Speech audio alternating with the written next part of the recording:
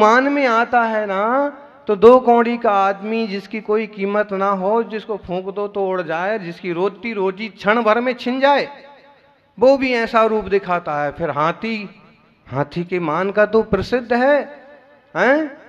हाथी का मान दुनिया में सबसे ऊंचा मान।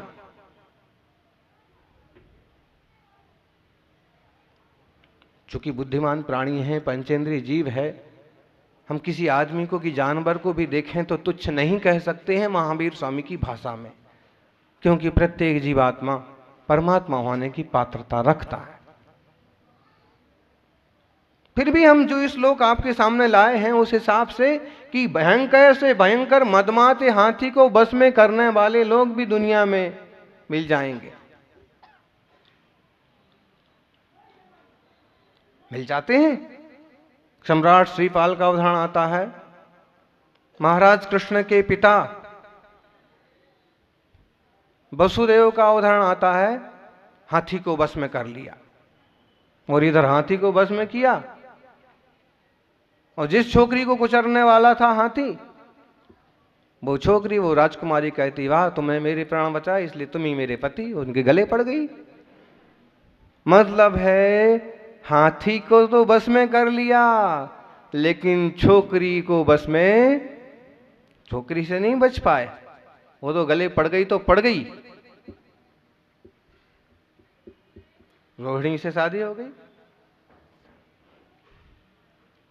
केचित प्रचंड मृगराज बधीपि दक्ष, और कोई जो है मृगराज मतलब शेर का बस करने में भी दक्ष है,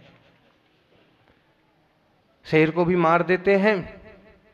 शकुंतला पुत्र भरत का उदाहरण आता है कि शेर के भी दांत गिनने की सामर्थ्य रखते थे।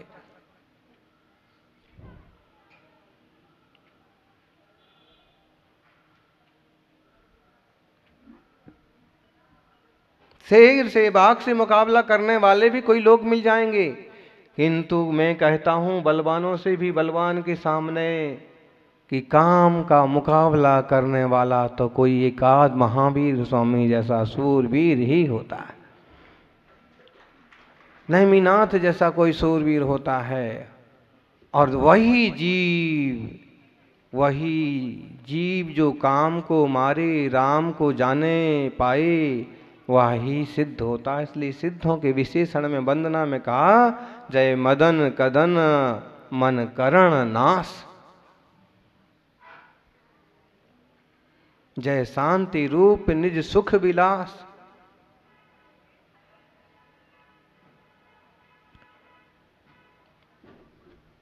बताइए तो भगवान के सामने जाकर के अपन की मांगते भी हैं तो क्या मांगते हैं, बोलो हैं?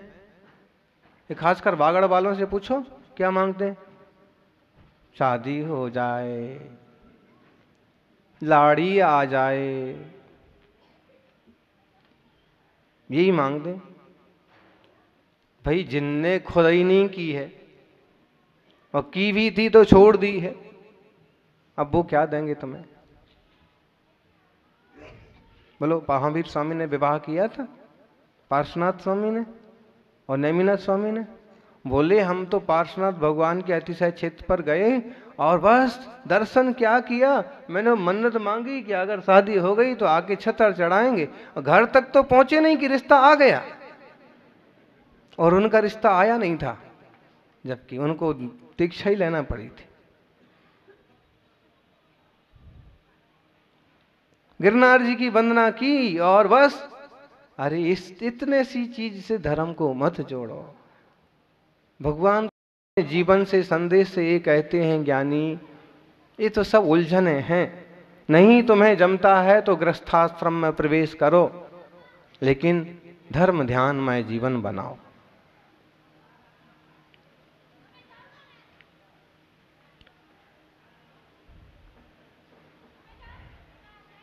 सुविधाएं, सुख तो अपने काल के हिसाब से मिलते रहेंगे।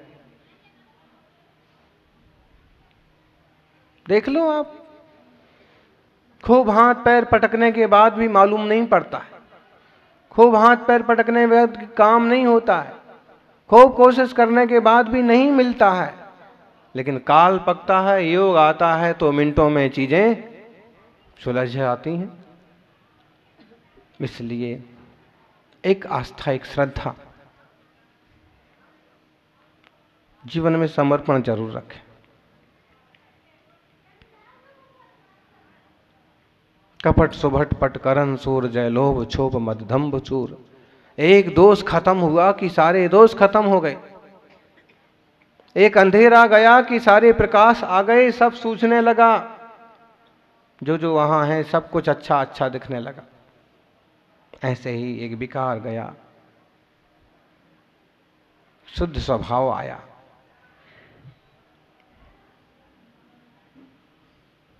ज्ञानियों, एक माला जरूर फेरे। जो माला फेरते हैं ना, जो माला फेरते हैं वो माला माल हो जाते हैं।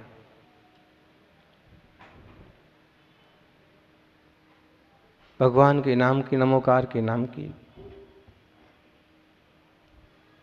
फेरो एक माला, सुबह और शाम की, प्रभु जी के नाम की फेरो एक माला हो। एक माला तो फिरो कम से कम। आचार्य विमल सागर जी की डायरी चंपापुर में गुरुवर सन्मति सागर जी के सानिध्य में हम लोग पढ़ते थे। बार बार आता था, एक माला फेरो, चलते फिरते उठते बैठते सोते जागते नमोकार मंत्र का जाप करते रहो। क्यों? जाप करोगे पुण्य भरोगे, जाप करेंगे पाप भगेंगे। कितना अच्छा चिंतन लिखा होता था उस डायरी में, नीचे 2 लाइन 3 लाइन जरूर लिखी होती थी, रोज आता था उसमें। एक माला फेरना चाहिए। एक माला फेरने से दिन भर में किए गए कृत कार्यत अनुमोदना मन वचन काय संबंधी सारे पापों का नाश हो जाता है। उस दिन किए गए खोटे कर्म की निर्जरा हो जाती है। अब उनकी बात ऐसी नहीं कि निराधार हो। इसी बात को आचार्य उमा स्वामी ने तत्वार सूत्र में सूत्र लिख करके घोषित किया। वहां रूपरेखा थोड़ी सी अलग है। आद्यम समरंभ समारंभारंभ योग कृतकारितानुमत विषय सही त्रिस त्रिस त्रिस चतुश्चैकसा। जो सकसाय आश्रव है, जो आश्रव है, जो कर्मों का आना है ना, वो 108 तरह से होता है। समरंभ समारंभ आरंभ, आलोचना पाठ में क्या है बोलो? समारंभ समारंभ मन वचन कीन।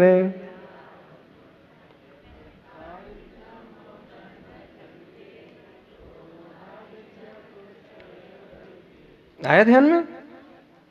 आजकल लोग आलोचना पाठ भी नहीं पढ़ते, आलस करते हैं। आज चतुर्दशी के दिन है, कम से कम चतुर्दशी को आलोचना पाठ तो करना ही चाहिए। बड़ा सुंदर है और अच्छा है। फिर बाद में एक छोटा सा हमने भी रचा और एक प्राकृत भाषा में सुंदर कल्याण आलोचना करके भी है। कल्याण आलोचना, अपने दोषों की, अपने विभागों की आलोचना करना। लोगों को आलोचना करना तो आता ही नहीं है, आता है कि दूसरे की आलोचना। ऐसा क्यों किया, वैसा क्यों किया, ये ठीक नहीं है, वो उचित नहीं है, वगैरह वगैरह। आलोचना दूसरे की नहीं, खुद की करो। दूसरी की करेंगे, समझदार होगा, स्वीकार करेगा, सुधरेगा, विकास करेगा। कम समझदार होगा, तुम्हारे से कटुता पालेगा। इसको बुराई के अलावा और कुछ दिखता है कि नहीं? और दूसरे की आलोचना करने से मिलेगा भी क्या? सफाई करना है ना तो अपने घर की करो, पड़ोसियों के घर में झाड़ू लगाने से क्या फायदा है? गुरुजन यदि शिष्य को टोकते हैं तो वो अपनेपन के कारण से टोकते हैं कि उसका विकास हो। पिता पुत्रियों को, पुत्रों को टोकते हैं, समझाते हैं, संभालते हैं तो एक कारण होता है अपनापन। भले बच्चों को अपना बाप दुश्मन लगने लगता है, जब देखो जब टोकते रहते हैं, जब देखो जब समझाते रहते हैं, इनको और कोई काम नहीं है। इनके बाप भी ऐसे ही होंगे।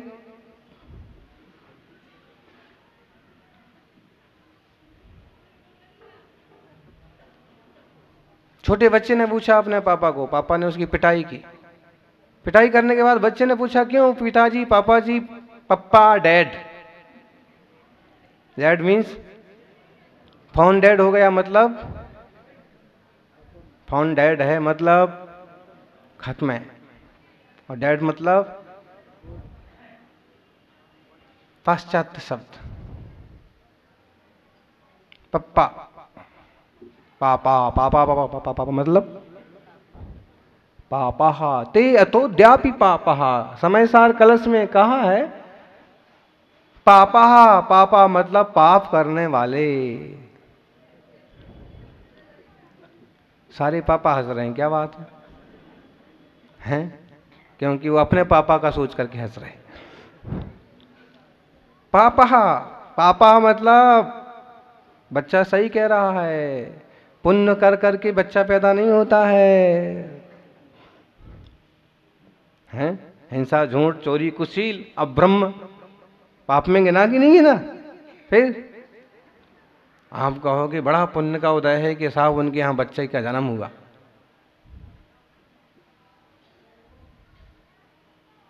कई बार तो लोग लिख देते हैं चिट्ठी पत्रा में, आचार्य जी के आशीर्वाद से हमारे यहाँ बच्चे का जन्म हुआ। और कई बार तो सीधा ही आके बोलते हैं, दर्शन कर रहा है बच्चा, आशीर्वाद दो महाराज, आपका ही बच्चा है। भैया महाराज बाल ब्रह्मचारी है क्यों उसकी डोल बजाते हो? अगर कोई ऐसे पत्रकार, कोई अखबार वाला, कोई टीवी वाला एक क्लिप ले लेगा ना, आपका ही बच्चा है।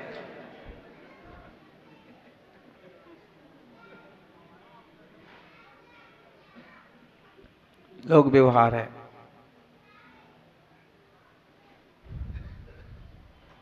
लोक व्यवहार में कहते हैं, इसलिए कल अपन ने एक शब्द सुना था, नए बिना व्यवहार ज्ञान भी नहीं होता है, या नए बिना वस्तु ज्ञान नहीं होता है।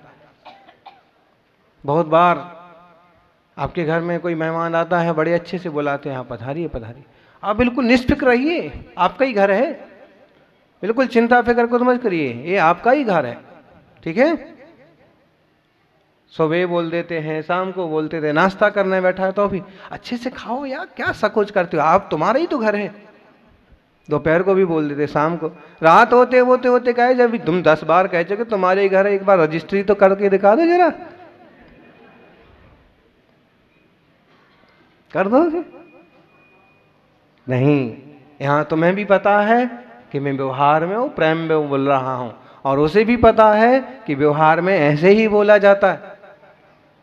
वास्तव में दुनिया के जो रिश्ते चलते हैं ज्ञानी की दृष्टि में व्यवहार से तो ये व्यवहार ही है, वह तो अपने सहज चैतन्य ज्ञायक स्वभाव की दृष्टि रखता है। ओ चैतन्य आत्माओं, जरा आत्मदृष्टि करो, स्वरूप की पहचान करो। अरे भाई, एक बच्चा हो गया, 2 बच्चा हो गया, 3 हो गए, खैर अच्छे लोगों की संख्या बढ़े तो कोई तकलीफ की बात नहीं है, लेकिन जितने ज्यादा बच्चे होते जाएंगे वे उतने ज्यादा पापा पापा कहने वाले आएंगे। अब इसका मतलब ही प्रमाणित है कि आप पापा हैं, है कि नहीं है? डैड कहता है तो और बुरा हो गया, पिताजी कहता है तो थोड़ा ठीक है। लेकिन आप देखिए, संसार संबंधी कुछ भी काम हो, गृहस्थी संबंधी कुछ भी काम हो, लोक व्यवहार संबंधी कुछ भी काम हो, हिंसा, झूठ, चोरी, कुशील, परिग्रह का पुट तो उसमें रहता ही है। फिर मन, वचन, काय तो उसमें लगता ही है। फिर समरंभ, समारंभ, आरंभ तो उसमें जुड़ता ही है। और कृत कारित अनुमोदना के बिना कुछ होता नहीं। तो समरंभ, समारंभ, आरंभ, मन वचन कीने प्रारंभ, कृत कारित मोदन करके क्रोधादि चतुष्टय धर के इमी भी पाप जो 7-8 जो इमी भेदनते अगकीन पर 6 दनते। ऐसे 108 प्रकार के पाप होते हैं और 108 प्रकार के पापों का नाश करने वाले सिद्ध लोक में विराजित सिद्धों को हमारा बारंबार नमस्कार हो। इसलिए फिर भी 128 अर्घ चढ़ा दिए।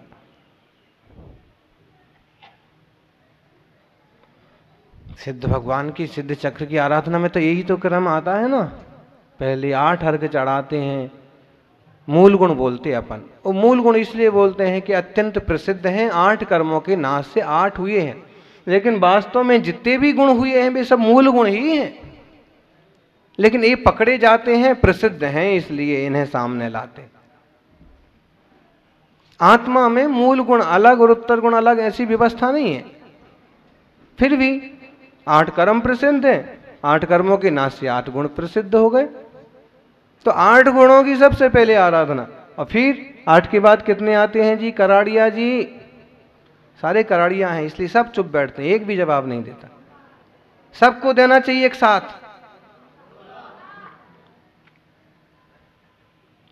फिर 16 के बाद कितने आते हैं? 32 के बाद, 64 के बाद, 64 की 64, 128, 128 के बाद 256, कल 256 गुणों, उसके बाद 512 और उसके बाद 1024। अनंत अनंत सिद्ध भगवंतों की जय हो। अब देखिए, अब इससे लगता होगा कि अब हम क्या करें, आज एक ही दिन था तो हम क्या विधान में बैठे। इस सिद्ध चक्र की विधान की एक बड़ी विशेषता भी ये भी है कि पहले दिन सिर्फ सिद्धों के 8 गुण की पूजा है तो समझो सिद्धों की पूजा। दूसरे दिन सिद्धों की पूजा, 32 देवों से पूजित सिद्धों की पूजा, 64 रिद्धियों की पूजा, माने 64 रिद्धि विधान, 128 अर्घ। कौन सा विधान हो गया जी? ये पाप मोचन विधान, 108 कर्म प्रकृतियों का विनाशक विधान, एक अलग विधान की कह सकते हैं हम इसको।